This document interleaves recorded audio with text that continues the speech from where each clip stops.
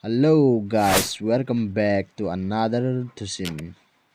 Tu nini khun hin sam alo le kon khat chon gulpi tinjong isei jivin. Ai pi lekin sam hin ting katin sam to nunga mi khat aneki lung sin na Tusim hi.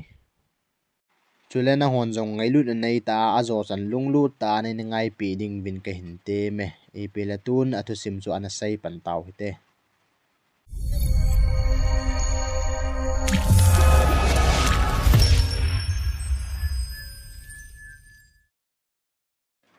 masang laya hin thing hlang kho khana hin nunga tin hling kitinu hila anu hi an khosa in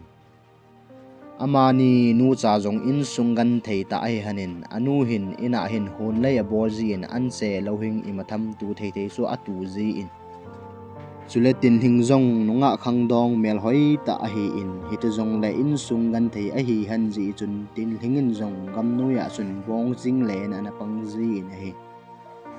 tin hingin jong hitia bonga china om jing lain hin nikhat hi sam phat hi gam khulin ahung ki thon le na hi le nunga nu tin hing chu a hin mudo ta in samin jong nunga nu tin hinga muin chun lung sit melin bo amu in chuin hi chi sam jong chu mi hi mel pu ki su in tin hing kom langa chun a chi phei tai tin hingin jong mi hi mel pu su a hung gol hang pa su amu phat te in aman jong a ho pi in heo koina hia hoya pana hung ki pana hoi lang zon ding ki sa ne him tin chuna dongin mi him mel po hung gol hang pu jong chuna adon bunin naw ke kamin hlang ha la hi agal mol pang langa pat la ho seng ka hi ve nang la na min pi ham atin suin nunga nu tin hingen jong asu sa ha kho lovin heo ke kamin tin hinga hi atin ngolang pul hang harin jong naw i tilenu mai nunga sa nangin hilai kam thip nu ya hi bong sing le ana pan thai ham atin nunga nu tin hingin jong heo ke la kanu bo cheng ka hi in sungan thei ji la ha sat za la hilai hi tai pan kala hi tai ati hiti a amani jong phat chom khat pi a kheu lim le zo hanin ngolang pu hang harin jong naw ke ka chi phat hling tai ke jong chi ta nge jing ni khuting le hilaya hung ki ning katin ki mutu kit tai hete atin golhang pu hang ha jong cho ki tai nunga nu tin hingin jong golhang pu hang hal hoi na cho a sei do lo wangin alungu in sun ana dei le in asumil thei ta pui alang khana golhang pu hang harin jong nunga nu tin hing bo cho alung gela asun ana gel jing ta na hi hitin chun amani ki ka chun aki sei do tu han lo wain agu in khat le khat ki ka chun ki lung sit na so aum ta na hi nunga tin hingin jong anu za chun henu tunin chun ka bong chin na chun gol hang khat hi hungin ama chu amin hang har ki ti a hoi dan a phat dan tin chun anu za chun a sein anun jong hitia ki mutu a ki mo hole kom hina ata tin chun iman jong so gel be se poi suina jingni khuina mani jong nunga tin hingin bonga chinna gamnu ya chun akimutu kit hantai hichini khu kyu chu hitelovin ni si le hin nunga tin hingin bonga chinna gamnu ya chun amani jong akimutu tu jing hanin atha khom le hanin akibop the the jing hantai hitin chun phalini khu jong hung chalen amani jong ahung ki vop hanin hileni khat hi bolang pu hang harin jong alung bo lung sin thim thu chu pon do ring ati ta na hi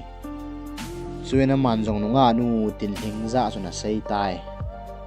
naw kamuna pana ka lung sil la ka dei than nang bo na hi ahin kam sangin kana sei do ngam ji puin lungu in kana sel mang ji tai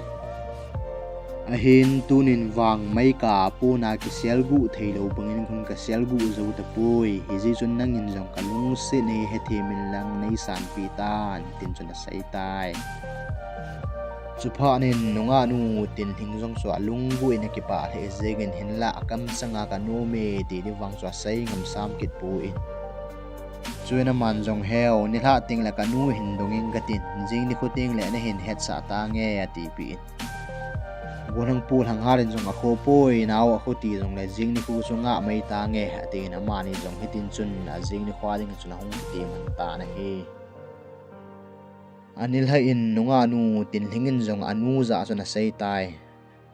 henu golang mi khat ka ki mu pi a ka ki vok pi ji pa chun ai hin zolen kin zong ama chu pha ka sain dei zong ka dei the in ai hin ka za chat chu to chun sei ding zong ka hewa hi in kin zong ka nu hin dong na nge ka hin ti pi in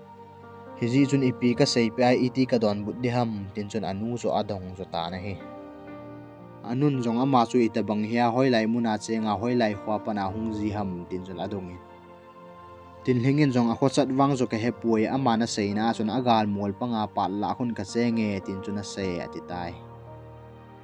supha ne na nun zong alung gela chun gin mo na kha chuan nei tai siwang hi mi hi lo mai the hi atin suina man zong asan nu za chun a sei tai nakilung sit an masangena mai mi him ham sahim ham ti cho kholo masana nga ye ati pi in suina jing kaina nun zong amani ne digin buchun hoi te ina sip pi in chule buchon la chun mai wam thieng lo thul anam thei lo lai izar am ka chwa hla hum ta na he suin buchon chu achanu til hinga pi in achanu za chuna sen ama pa za chun hichi buchon hi ne khom hi te na ti ding hichi buchon hi a hin nya hila ama su mihim hinan tin em khana a hin ne lo ngeya hila ama pa wang su mihim hi te lo ding a hi ati pi e suina mani zong akimu tu na ngai ma bang hanin chun akimu tu kit hanin golang pu hang halen zong nunga nu tin hing za chun naw zan hla kalung sin na thu ka sei chu don but na nei pi lo ding hita matin nunga nu tin hingin zong heo don but na chu ka pi ding na he ipi le don but na ka pi masangin hi chi bu chon ka hin cho hi ne khom ma sa he te atin bu chon cho a hin hlam hla in golang pu hang halen zong hi chi bu chun chu a ven hila ama dinga dam mo na thei lo le ai hung kilha hi chu a hedo pe ngal ta in aman zong ne lo ding atin hi de nu mai nu alung sit na chu asan wal phat te na man zong nu mai nu ding gel nai chun kam phat kam ni chu ane na hi le ama zong alai a hung na zengin kam chang khat zong sei man lo vin aum na pat lam chu a hin dal zengin ama zong para lunin lithu la suna ki chom lunin sam ki suin lilai lung langa suna ki thol mang ta na hi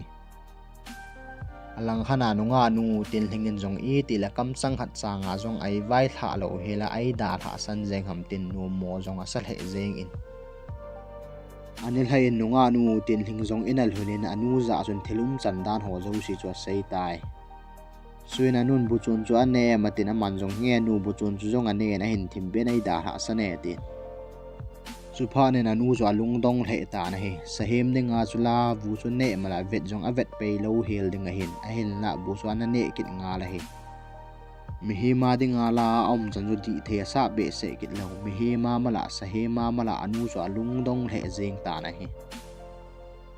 suina man jong a zone na sanu til hing za chun sanu na go hang pa chum him an hi kha hi le wang hung kinung le ki te nan te ati pi azing ni khoin nunga nu til hingin zong abong sing na mona chun angai ma bangin chun anga ta na hi hinla go hang pu hang hal wang sa hung ta poi